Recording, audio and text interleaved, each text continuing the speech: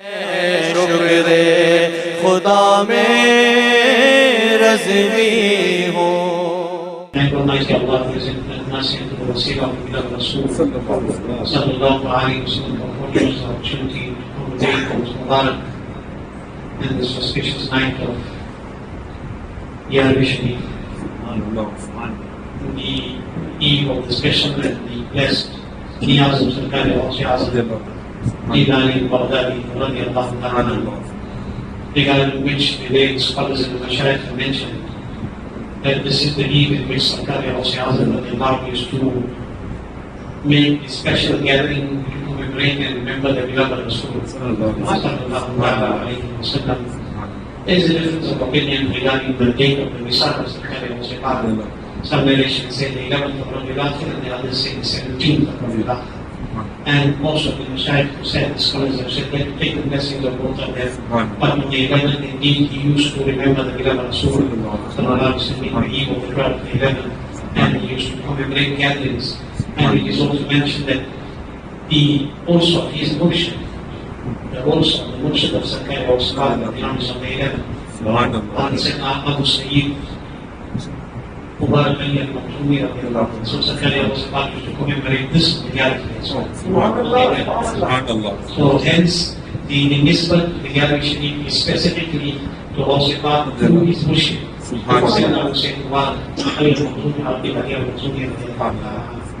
it is a Mubarak night, alhamdulillah. It is the Gyarhween of Sarkar-e Azam, and it is Sarkar-e Azam which is our means in the court of the beloved Rasulullah Sallallahu Alaihi Wasallam.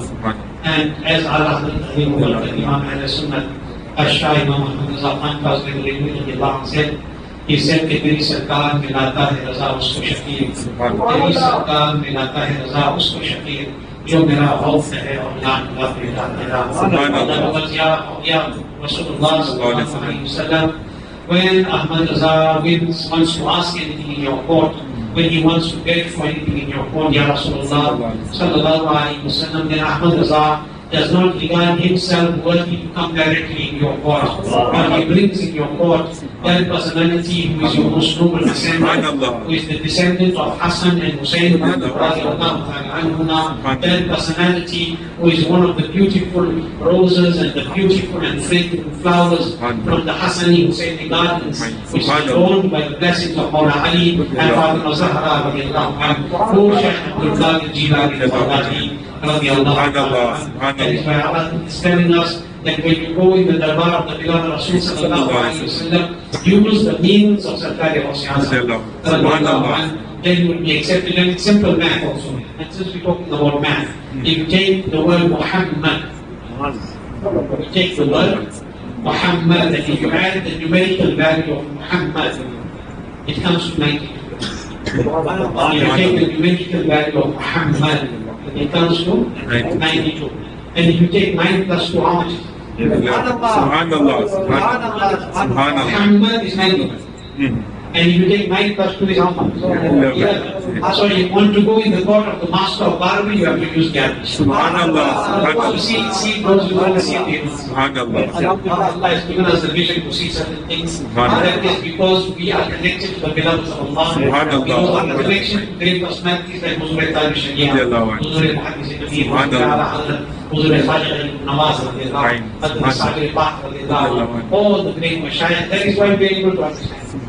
Now, Sarkar-e Azam's court is a very exotic court. Let me tell you that Hazrat Sarkar-e Azam Gyarhween is such a Mubarak time. Now, the Bad Mazhabs will go on from that time. They are telling us that now they are telling us same story. Oh, this is haram, this is shirk, this is shirk. You see, if somebody has a very short vocabulary, that is all they will say. They know that their vocabulary, the dictionary is very short. Haram, shirk, if they only know that, except that they are not going to calculate anything else. Alhamdulillah, we know very much more. Subhanallah. We know Gyarhween, Chatti, Sabari, all, I can count for you the whole. Subhanallah. So those who have a short vocabulary, now what are we going to do? And they are trying, and I always say this, every year I say this, that we are making those parts, our money we are spending there, but their stomach is paying. By we eating the niyaz based on this thing, what can we do? Okay, there's nothing that we can do. Food for that bite. So alhamdulillah, don't listen to them. We don't need to listen to them. Yes, sir. We need to listen to those who told us about Sarkar. Subhanallah. Yes, sir. And if I have to go in between, that time doesn't permit, I will prove from their books. I will prove from their books what they used to say about Osifat, and then they jump the wagon. Yes, sir. I will tell you what they used to say about Sarkar Osifat and what their elders used to say. And then they jumped the bandwagon, they left it, they left the way. Why? Because they felt that it was destructive to them when they joined the slave ship of the British of that time. And then they decided to cause fitna in the deen of Allah. But that is a discussion by itself. So Gyarhween Shareef is indeed blessed. It is a very blessed occasion to remember the Awliya Allah. If you remember the pious servants of Allah, then the mercy of Allah will descend upon us. Because Allah telling us in the Quran almost every Friday I read the same verse. And the reason I do that is because my Murshid most often recite that verse. In almost every one of his discussions. O believers, fear Allah and keep the company of the pious. Keep the company of the pious. As long as we keep the company of the pious, we will be safe. Not because we can protect ourselves, because they protect us. Subhanallah. They protect us. Subhanallah. And alhamdulillah, if you have such a powerful hand over you, like the hand of Sarkar Subhanallah. then we have no worry here, we don't have worry in the hereafter. Because Osifat said that I will not enter holy paradise until every sincere follower of mine is body teacher. Subhanallah. Subhanallah. Subhanallah. We must hold the down of Sarkar Ameen. and Osifat radiallahu anhu. Sarkar Osifat radiallahu anhu. I said in Jum'ah and I've said this many times before. Sarkar Osifat radiallahu anhu is that Mubarak in the great personality. See, you have a wali who is the beloved, in simple terms, the friend of Allah. Okay, in simple terms, a beloved. Here, friend means beloved, whom Allah has chosen to be near in His cause. Okay? Now, you get those who are the beloveds, who is a wali, and then you get him who is the king of the wali. Subhanallah. So Sarkar Osifat is the king of all the awliya. Subhanallah. Allah has blessed him with this greatness. Even those before him foretold his coming. More than 200 years before he came. Hazrat Junaid Baghdadi spoke about this. Subhanallah. More than 200 years before he came. Subhanallah. Sarkar Osifat spoke about the arrival of Sarkar Osifat. Hazrat Junaid Baghdadi. And at that time was Hazrat Junaid Baghdadi, such a great Imam Abul Qasim Hazrat Junaid Baghdadi. What did he say? He said, his foot is on my neck, his foot is on my neck, his foot is on my neck. Before Osifat came, more than 200 years before. And when he was asked, why are you saying this? He said, I was in a deep spiritual state of meditation. I was in a very deep condition of judgment. And in that automatically I began to say this, where I was told that close to the end of the 5th century will come a personality who will stand in the middle of the masjid and he will say that Qadri hadihi ala raqabati kulli. This foot of mine is on the shoulders of Allah. And this is the same thing. One of the great mashayikh of Sarkar Osifat, Hazrat Sayyidi Hamad bin Dabbas Hazrat Sayyidi Hamad Dabbas Hazrat Sayyidi Hamad Dabbas, he was one of the great mashayikh of Osifat. Osifat used to sit in his mahfil. Osifat used to go sit in his mahfil. That Sayyidi Hamad once, while Osifat was sitting in his mahfil, after a little while Osifat went out, he sent Osifat out for something. When Osifat went out, he said to the people, identify him, recognize him, know him. For one day he's going to come when he's going to stand on the mikvah. And he's going to say, my foot is on the necks of Allah. And when he does that, then all the awliya from the beginning to the end will lower their heads in his court. And that is why Hazrat Ali lowered his head in the court of Sarkar Osifat. When Osifat said, Qadani hadi ala raqabati kulli wali Allah, Hazrat Ali was in the court of Sarkar Osifat. And we generally say that he was the murid of Osifat. I said this myself, I think, on Friday as well, but I was reading through some documents and I found in reality he was a personality who used to sit in the mahfil of Osifat. He was a kid at the time, but he was a murid of Sayyid Abu Wafah. So he got up from where he was sitting and he came and he took Osifat's qadam, physically and put your seat there. Subhanallah. And thousands of miles away, at that time, Hazrat Khaja Muhyiddin Chishti al-Kabir was in a mountain in Khurasan. He was in the mountain making ibadat when that sound of the words of Sardar Hosipad reached him. He lowered his head and he said, "Oh Hosipad, not just on my neck but on my head and on my eye." Hosipad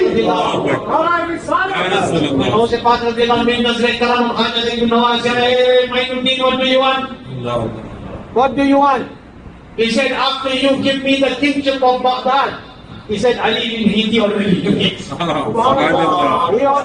asked for something else. Look, I will give you the whole of him. Subhanallah. I give you to be the king of Hind. And remember, Hind, when we say Sultan of Hind, it does not mean the India that is today, which the British cut into pieces. That which was Hind then.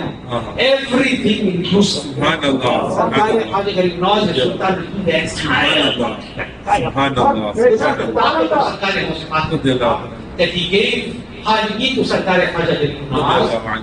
And also Sarkar Khaja, a lot of, you know, we ask how the past Mashayikh, how does this work? Now, today just for Barakat, I'm going to give you one short 6 seconds. Just for Barakat. Very short, but very powerful in that time. Now, if you listen to your heart, you will just hear the names and enjoy it. Subhanallah. Sarkar was a part of Allah. I told you in Jum'ah. He wore the khilqa, the garb of spirituality, the cloak, the robe, the mantle of Ruhaniyya, of Khilafah, from his worship. Who was his worship? Hazrat Abu Sa'id Mubarak Ali bin Makhzumi radiallahu. Right? But what did I get his Murshid say? His Murshid said, Abdul Qadir wore the khilqa from me and I wore the khilqa from him. He wore it from me and I wore it from him. But when Sarkar Abu Sa'id Mubarak gave this Ruhani and this spiritual and this physical mantle and this khilqa and this jubba Mubarak to Hazrat Hosipad, how did this happen? What is the chain of this khilqa? What is the chain of that mantle that it reached the Mubarak shoulders of Sarkar Hosipad? Now today I'm going to, you must have heard it before, but I'm going to give it to you for one thing. This special mantle, about it is mentioned that Hazrat Sayyidina Shaykh Qazi al-Quzzar Abu Sa'id Mubarak bin Ali Makhzumi, Hazrat Sayyidina Abu Sa'id Mubarak Ali bin Makhzumi radiallahu anhu, bin Ali Makhzumi radiallahu anhu, was the Qazi al-Quzzar of the time. He was the Chief Justice, Muslim Chief Justice of the time, the Murshid of Sarkar Hosipad. So it is reported that Hazrat Shaykh Qazi al-Quzzar Abu Sa'id Mubarak bin Ali al-Makhzumi radiallahu ta'ala anhu blessed Hazrat Hosipad radiallahu anhu with that spiritual mind. Now where did he get it? Where did Abu Sa'id Mubarak bin Ali Makhzumi get it from? It is stated that he got it from a very great personality who is known as Shaykh Abu Hassan Ali bin Yusuf Al-Qarshi Al-Qaadiri radiallahu anhu. He got that Mubarak khilqa from Hazrat Shaykh Abu Hassan Ali bin Yusuf Al-Qarshi Al-Qaadiri. Where did he get it from? He got it from Hazrat Shaykh Abu Farah Al-Tartusi. He got it from Hazrat Shaykh Abu Farah Al-Tartusi. Now where did Hazrat Abu Farah Al-Tartusi? Where did Hazrat Abu Farah? See, Hazrat Sayyidina Hosipad got it from Abu Sa'id Mubarak Ali al-Makhzumi. He got it from Hazrat Shaykh Qaadiri radiallahu. He got it from Hazrat Sayyidina Abu Farah Al-Tartusi. Now where did Hazrat Sayyidina Abu Farah Al-Tartusi? The scholars have stated that he got that khilqa from Hazrat Sayyidina Shaykh Abu Bakr Shibli radiallahu.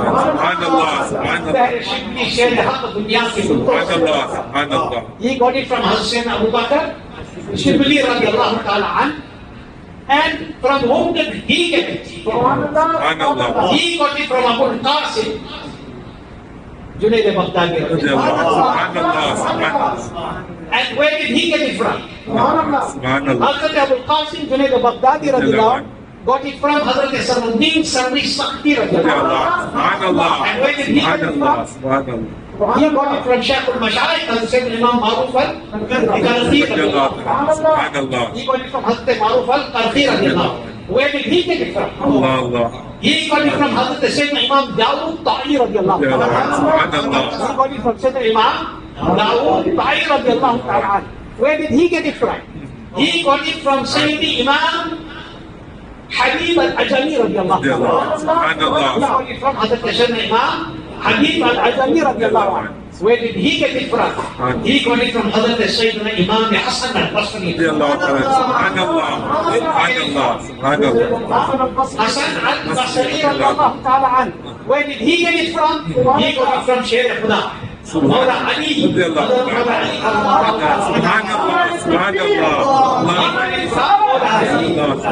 Mawla Ali, Shareef Khuda, radiallahu ta'ala. Where did he get it from? He got it from Imam Ul Awliya Muhammadur Rasulullah. This is how that Jubba reaches the shoulders of such a man.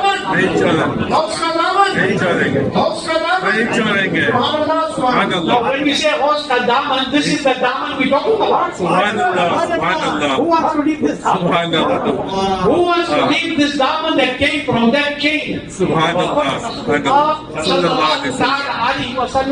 Mawla Ali to Hassan al-Basri, Hassan al-Basri to Dawood Ta'i, to Hazrat Sayyidina Sarwi Sakti, Maruf al-Qarfi, Sarwi Sakti, Junaid Baghdadi, all these great mashayikh until it came to us, Nabi Sayyid Mubarak Ali Mazumi. This is the daman when we say Sayyid. This is the mantle and the spiritual garb and the robes and the physical robes, the mantle that came from the court, the beloved Rasul sallallahu alaihi wasallam, which was meant for the beloved and Mubarak shoulders of Sayyid. And that is why the scholars have said that when you hold the daman of Sayyid and you hold it firmly, then you are holding the daman of all those to whom that daman came in the hands of Allah. So Sayyid Baghdadi radiallahu ta'ala anhu's firqa itself is such a Mubarak firqa. It is directly from the court of the beloved Rasul sallallahu alaihi wasallam, was passed down in every generation. That is why when Hazrat Sayyiduna Maruf al-Qarfi passed it down, he said, pass it down till it reaches Abdul Qadir. Subhanallah. Pass it down till it reaches Abdul Qadir al-Jilani. That is why we should hold the daman of Hosea. Even if you hold, and there's two ways of doing this. There's two ways of doing this. One is when you hold him, and one is when he holds you. Subhanallah. Okay? One is when you hold him, and one is when he holds you. If you hold him to the karam of your Messiah, then he will hold you. Subhanallah. Hosea Azam is walking in the forest. Famous one. Just for you to remember and understand.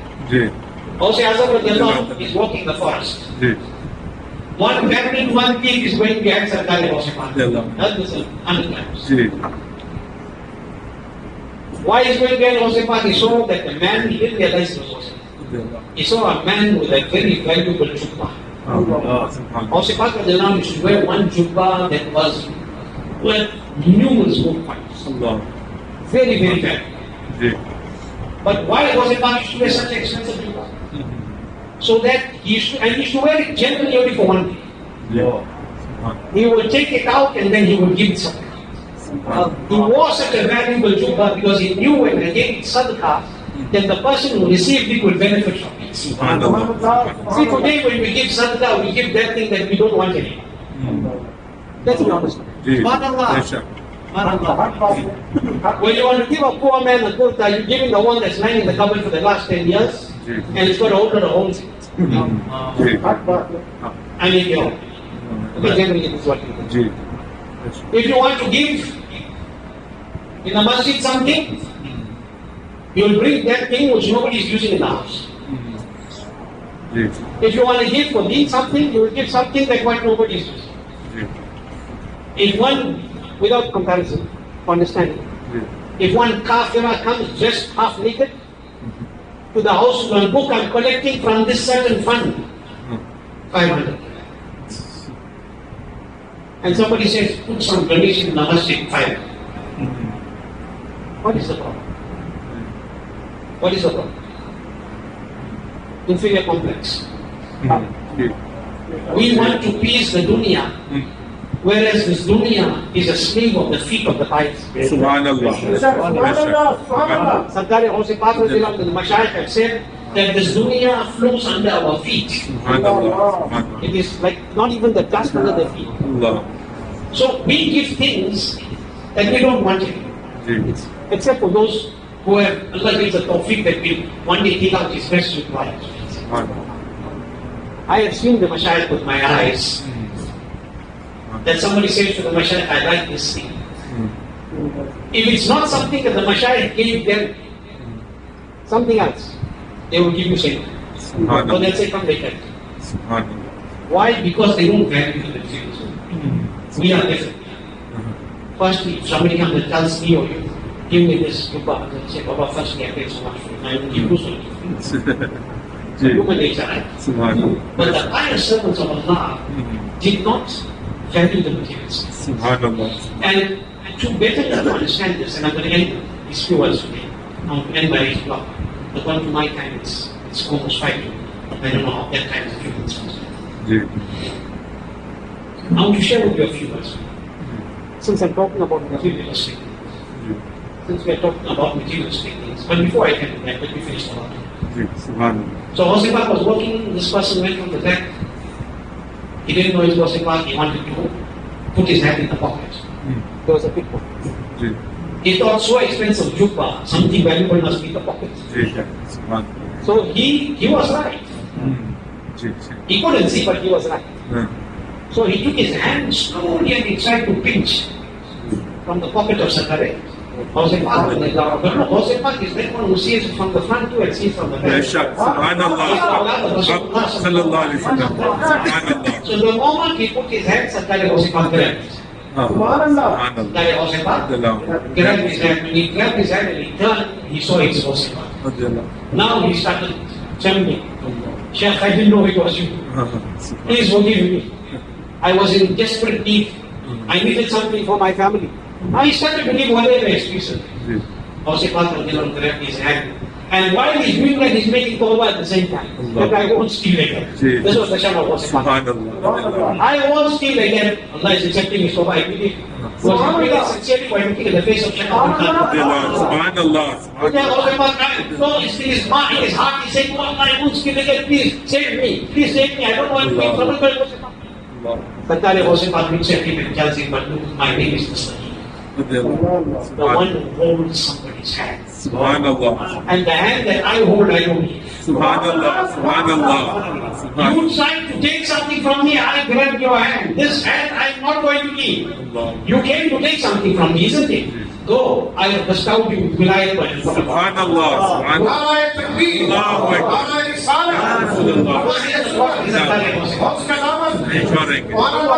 Materialistic things. It was for the pleasure of Allah. And that is why Sakare Hosipah says things, and I'm ending these words, and then we can inshallah perform salah mission. Some very beautiful words, and these are the words of Hosipah. Hosipah first addressed the scholars. He said, O Alim, Hosipah said to the ulama, he said, O Alim, do not cause your knowledge to become impure. O Alim, do not contaminate your knowledge. Sakare Hosipah says, O Alim, do not contaminate your knowledge by sitting in the company of those who are dunyadar. The company of those who are worldly. Why? It will contaminate your knowledge. Because they will draw your heart towards dunya. And your heart will go towards dunya, then your knowledge will become contaminated. So when this alone tells you that Hosipah did anything, it was not for the dunya. It was for the pleasure of Allah. Then Sakare Hosipah said something very important. He said, and I'm sharing these 5 things that Hosipah said, of the millions of things that he said, 5 things. Because it's Gyarhween Shareef, so we should learn what Ghuze Pak told us. Subhanallah. The next thing that Ghuze Pak, one of the things Ghuze Pak said, what did he say? He said a Mu'min leaves his family and children in the care of Allah. Subhanallah. A Mu'min leaves his family and his children in the care of Allah, and a Munafiq leaves his family and children in the care of his wife. Allah. A man thinks that my wealth will look after them. Subhanallah. You know what Ghuze Pak is saying? It's very deep. Subhanallah. Besha. It's not about when you go on an ordinary journey and you say, I gave my family enough for the 2 weeks I'm traveling, now I'm leaving them, they'll be okay. No, a Mu'min is one who says, I'm leaving you in the care of Allah. Subhanallah. Subhanallah. But this is even deeper than this. Allah. This is even deeper than this. We think that the money we leave our family will be their protector when we die. It is a means. But we think it will be their protector. This is hypocrisy. We must understand we can give them with everything, but their protector is Allah. Subhanallah. Even when you leave them at all times, because we always have that worry. I have the worry, you have the worry. When I die, what my wife and children going to do? When we are alive, and even after you die, Razak is Allah. Subhanallah. Huzur Sayyidi Muhaddis Qadir, when I was in India a few days ago, and Hazrat delivered a speech in one nikah of Abdul Mustafa Al-Qaadiri. Subhanallah. And Hazrat said something, one of the things he said, he gave a simple example. You know, he was talking about Allah bin Razak. He said, a man thinks when he gets married, his expenses increase. He said, a man thinks when he gets married, his expenses increase. He said he has not understood. It's not his expenses that increase, it is his income which increases. Subhanallah. Subhanallah. Subhanallah. Subhanallah. Because Allah is Razak, He was giving you, now He's going to give for two. Subhanallah. Subhanallah. It's not my expenses. If we are lavish, then it's our problem. Subhanallah. We don't. But Allah, look at the beautiful words. These are the words of the pious. Okay? So Sarkar Ghuze Pak, the believer is one who leaves his family in the care of his Rabb, and the hypocrite is one who leaves his family in the care of his wife. Number 3, Ghuze Pak said, the world has made thousands of people like you and how many of us religion? I'm not saying don't, you must keep it, but do it within the limits of the Sharia. Don't go and start jumping with the treadmills like this half-naked woman running around. That is not Islam. Don't go and do these things when there's a Gana Bajana happening. Yeah, if you're going in some way where it can be done within the Sharia, why not? You must keep it so people. But, you know, I asked this before. I asked the youngsters right now, how many youngsters do you want to keep football must etc. Right? When somebody dies, how many of those youngsters pick up the spade? Allah. How many of those same youngsters pick up the spade to put sand in the front? So what's the use of all that spade? What's the use of building that water? So that it becomes the food of the maggots when you go in your grave. So Sadari Ghuze Pak said, this world has made 1,000 people healthy and strong, fat and strong like you and I. He said that then the world devoured them. Then the world ate them. Nothing was left. Number 3. Number 4, this is the message for us. Ghuze Pak says that the older a mu'min becomes, the stronger his iman. Subhanallah. Older a mu'min becomes, the stronger his iman becomes. So the older you become, test your faith. If your iman is getting stronger, you're on the right. And if your iman is getting weaker, then something bad is happening. Remember this word of Ghuze Pak. And then finally, a very important word of Ghuze Pak. He said, how can a person be a teacher of others when he cannot teach himself? How can a person be a teacher of others when he cannot teach himself? If you cannot teach yourself others, if you cannot teach yourself to stand up for yourself, if you cannot teach yourself to correct and rectify your family, if you cannot teach yourself to tell your wife and your children that this is how you should dress in Islam, if you cannot teach yourself to do what is the command of Allah and Rasul, how will you teach it? These words of Ghuze Pak are chants. If we embed them on our hearts, we make very May Allah bless us with the barakat of Gyarhween, and may Allah subhanahu wa ta'ala keep us with iman and spirituality.